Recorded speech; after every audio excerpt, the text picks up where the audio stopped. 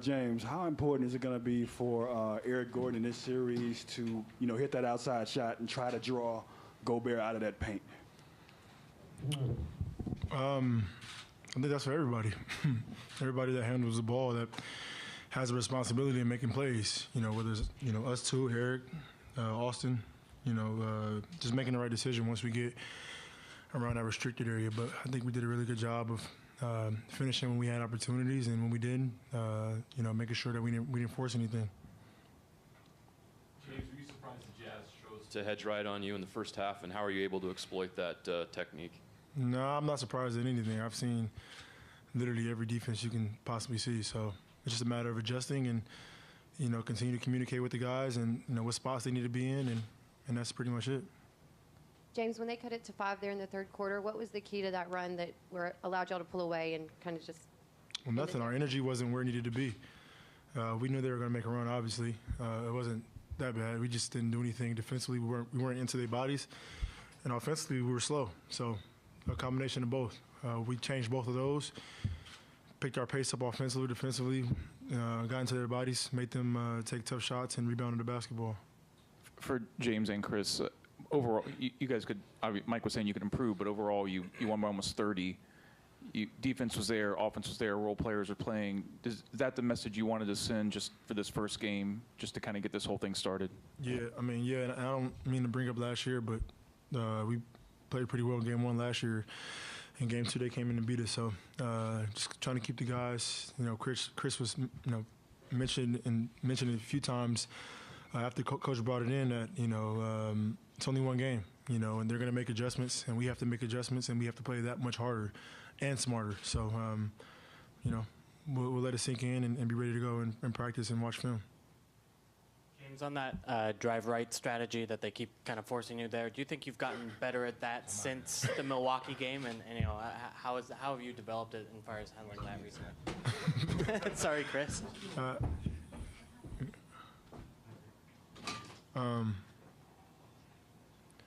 Yeah, like I said, I've literally seen every strategy defensively teams can possibly do. So it's a matter of continue to keep, talking to your teammates throughout the course of a game and putting them in positions to be successful, whether it's knocking down shots or, Clint around that basket. So it's constant. It's every single play. James, Quinn Snyder said he felt like you guys' physicality defensively disrupted them. What do you think of your defensive performances team in this game and really for these last couple months? That's what we have to do. That's how we have to play defensively. We have to be aggressive. We have to disrupt their routes and their plays and things they like to do, and make sure they're not comfortable. If we don't do that, then we don't have a chance. So defensively, we've been locked in these last few months, and we've got to continue to get better. And like I said, they're going to make adjustments. They're going to find things that they saw in game 1 and try to be better at game 2. James, I know y'all won by 32, but they cut it to 5 middle of the third, and y'all answered right away with a 10-0 run. How critical was that sequence? It's huge. That's what it's about. They're a really good team, and we all know that. So they're going to make a run. Luckily, the run was only a 6 or 7 point run, so we had to get stops and push the tempo, when we got those stops, and that was key. KD, like a decade ago, you were part of a young up-and-coming team in OKC. Now you're playing against a team playing a bunch of young guys, Landry Shamet, Shai Gilgeous-Alexander. How important are those early playoff experiences for them? Like, how important will they be? How important were they for you? Yeah, decade ago was a long time ago, man. And I walked in this building to play my first playoff series against a 1 seed, I think. We were 8 seed that year. And throughout the series, it was a rough one for me individually. We took them to 6. They were champions, but it was revealing. You just learn how to play. You learn what focus and preparation is at this level, especially in playoffs, playing a team over and over again. So that work going into the summer was different. So I'm sure it's going to be the same for these young guys. Farbo Nashari, Eclipse Nation. Piggybacking off that last question, can you talk about what you saw from the Clippers' young guys today? Well, I seen Shai come out and wanted to impose his will on the game early. 25 points. He got him going to start the game. He had 14 in the first quarter, I think. And knocking down the 3, getting to the rim, putting pressure on our defense. He played with no fear tonight, and that's what kept him in the game most of the game. KD, with a 3-1 advantage, how has your team intensified in going back home knowing that you can close it out? Well, we got a couple days in between, so guys are just focusing on this off day and mentally and physically just kind of getting their minds and bodies right for Game 5. And, you know, we come out there relaxed and prepared and focused to, you know, play 48 minutes of solid basketball. I think that's just been our mindset. KD, TPJ of Hoops and Brews. Today you had 6 assists and you had 3 straight assists, I believe it was, to Klay Thompson. Can you talk just about your playmaking tonight and how you were on the floor?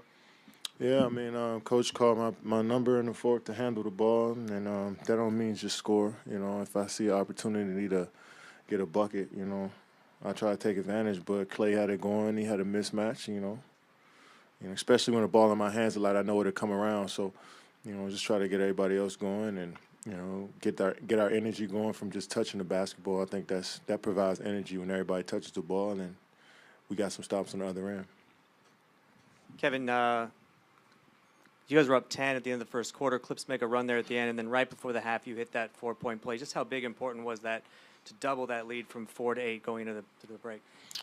I mean, any shots you can make going into the halftime, whether it's a layup or a 4-point play, I think that's good momentum. You know, basketball is all about momentum and flow. And, you know, they had it after cutting the lead. And, you know, they'd have been up 4 going into the half, and then they came out the third quarter with even a bigger punch. So, you know, even though it was just 4 points, you know, it was good at that time for us to get a little bit more separation, knowing that they had some momentum going into the half. Jared Davis, LA Sentinel. Katie, when the Clippers took the lead, the 5-point lead, what kind of adjustments did you guys make to really capture that momentum? Well, you just gotta correct the defensive lapses, you know, because when we locked in on defense, we were making guys shoot over us, and you know, we're a pretty tough team. So in that stretch, they were getting some wide open threes, but we were also turning the ball over as well. So it's hard for us to set our defense up when we turn the rock over or we're shooting bad shots. And I think we had a 2-3 minute spurt of that, you know, and this team just looking for a crack in the opening for us to, you know, kind of relax and lay down just like Game 2. And, you know, but they don't stop, man. They're one of those teams that's just going to make you feel them all game, and even when you go home after the game, you're going to be thinking about them because they tough. Last 2 or 3, whatever you're starting. And Katie, Chris with the Fantasy Sports Cave. Today, Doc started JaMychal Green on you today, and obviously before he had Pat Beverly in games before. Does your mentality, your game change, or your approach change when you start the game? Yeah, for sure. I mean, JaMychal Green is obviously taller, so where I initiate and where I operate from the floor has to change. And, you know, I can mix in, you know, playing the same way I played the previous game just a little, but, you know, to keep the defense off balance, you know, to not be predictable out there, you know, I got to use the full body of my offensive talents. And, you know, whether it's coming off screens, pick and rolls, being a facilitator, scoring the post, I just got to be ready to dive deep in the bag. Money Pool, NBC Sports Bay Area. Kevin, what was the key for your defense? You guys closed the game. I think you held them to 2 field goals over the last 8 minutes. In your mind, what was the key to getting that done? Well, when we focus in and keep the ball in front, you know, make them shoot tough shots over us, and we're in solid shape. I think we did a good job of the Lou Williams pick and roll, forcing him to his right side, and you know, making him shoot the pull-up jump shot instead of getting to the paint and drawing guys. And him and Montrez having a nice 2-man game. I think we kind of eliminated that a little bit with our pick and roll coverage. You know, and guys are helping out on the backside as well. So, you know, that's the game. That's the game for us. You know, these guys are, you know, can bust out and score a lot of points, especially with the shooters and the penetrators they have. So we just try to make them see bodies, make them see arms and hands, and, you know, all right, thank you, KD. Make them finish. So whether or not you deserve those flagrants or not, you're now dangerously close to a suspension if you get more of those. You have to be more careful to guard against that possibility? No. Just got to play basketball. If it happens, it happens. Like I said, I'm mature. I know what I'm doing. Although the last one, I don't even know if it was even a foul. I felt like I got all ball. So I don't get why they just kept the flagrant foul, which doesn't make sense, but I'm just gonna play basketball and just be myself. But in the back of your mind, do you realize some people are going to try to come at you now, knowing that you don't care? Do you have fun when a series gets, or a game gets physical like this? Like, it seems like it even elevates your entertainment of the series level. Oh yeah, it's fun. You know, I try not to pay attention, but you know, things like the other night with the fight, I felt like he took my game to another level, especially with Jimmy being out too. I just felt like I had to go get it with my teammates' help. Mike and JJ that knocked down big shots. Ben had a big steal too, so it's fun. Playoff is fun, and I'm enjoying it. What did it mean to you that Jimmy had your back that quickly? Like, he just got you know? It's funny because I didn't even pay attention. I was trying to understand what was going on. I had my hands up, and then someone pushed me, and I was like, wait, what's going on? And by the time I turned around, they were all in the chairs pushing each other, and then I'm like, what's going on? Like, what did I do? I didn't even do anything. I just blocked a shot, which. The flagrant state doesn't make sense, but it doesn't matter. Did you see a video of it later though, like how quickly he came to your back? Oh yeah, I saw. As soon as I went to the bench, I asked him to show me on the iPad if it was even a foul. You can call it both ways, but it was definitely not a flagrant. But I really appreciated it, and like I said, I'm going to take that fine. Well, with Jimmy coming to your defense and you paying for that fine, what does it say about the culture and the team camaraderie that has developed here over the last few months?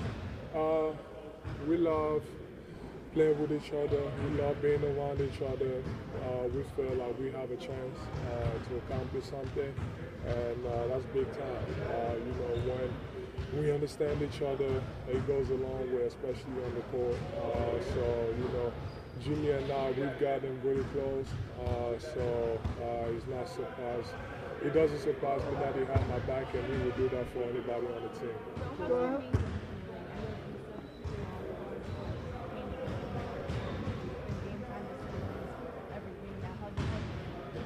It's hard. You just got to manage it.